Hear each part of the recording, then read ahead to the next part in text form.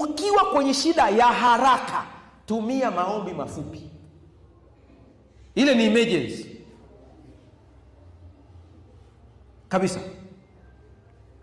Kuna mwanamuziki mmoja Kenya akawa anahojiwa, anaambia unashutumiwa kwa kuiba muziki wa mwenzako. Baada ya kujibu swali akamwambia mtangazaji, hivi sio vitu vya kujadili, kuna vitu vikubwa vya kuongea hapa. Akasema kama vipi? Akashika simu yake akapiga simu polisi. Kupiga simu polisi inaita tu, inaita mpaka inakata, akasema haya ndiyo mambo ya kujadili. Sio kwamba nimeiba muziki wa mtu, haya ndiyo ya kujadili. Haya kwamba kama nimekabwa sasa hivi hapa, nahitaji polisi waje, nimepiga masaa yote haya. Nikajua ni shida ya huko Afrika Mashariki. Nikakuta wa Nigeria nao wanalalamika kitu hicho hicho, tena wao wanaelezea zaidi.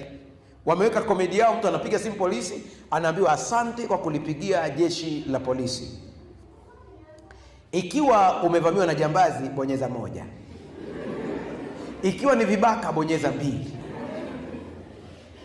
Ikiwa wana silaha kali, bonyeza 4.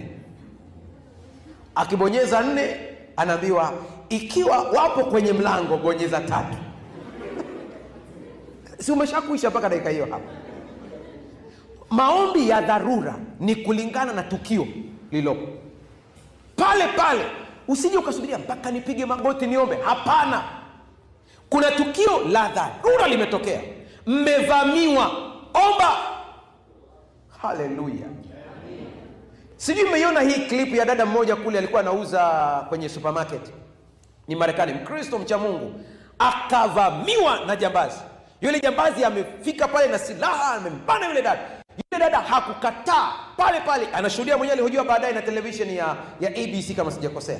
Anasema wakati alivyokuja, nilipoona na silaha nikajua ni jambazi. Nilipiga simu haraka sana moyoni, nikamwambia baba, nimevamiwa, nipe hekima nifanyeje. Anasema Roho Mtakatifu akaniongoza pale pale, nikawa ninampa yule jambazi kila anachokitaka. Akisema leta hiki analeta, leta hiki analeta, akampa kila kitu, akampa. Akaambia jambazi, hey, kabla hujaondoka tafadhali nikuombe, nataka nikuombe kabla hujaondoka. Akamwombea yule jambazi haraka. Ile video ipo, nilitaka niitumie wakati nafundisha masomo yangu kule Uingereza juzi, nikakosa copyright yao, lakini nikiruhusiwa naweza nikairusha siku nyingine mkaiona. Akamwombea haraka, ombi la haraka, akamwombea pale pale. Nilishangaa, nguvu ya maombi sio ya kawaida. Jambazi pale pale akamwambia, nafanya haya mambo sio kwa kupenda, nina matatizo, nina shida. Anajieleza yeye mwenyewe.